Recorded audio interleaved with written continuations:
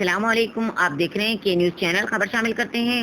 عارف والا سے ہمارے نمائندے انیس بٹ کی رپورٹ کے مطابق عارف والا میں پاکستان اور کینیڈا کے رہائشی افراد نے پاکستان اور کینیڈا کے تعلقات کو فروغ دینے کے لیے پاک کینیڈا فرٹیلائزر شپ سوسائٹی کا قیام عمل میں لایا گیا۔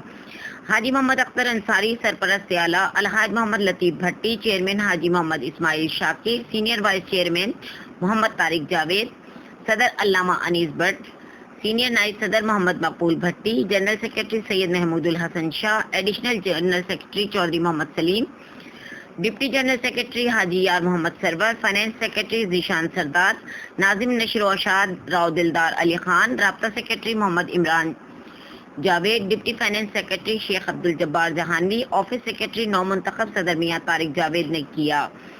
کہا کہ پاک کینیڈا فرٹیلائزر شپ سوسائٹی کے عہدیداران کی تقریب حلف برداری کے شایع نشان میں انجام ہوگی۔ تعلقات کو فروغ دینے کے لیے تمام تر صلاحیتوں کو بروئے کار لایا جائے گا۔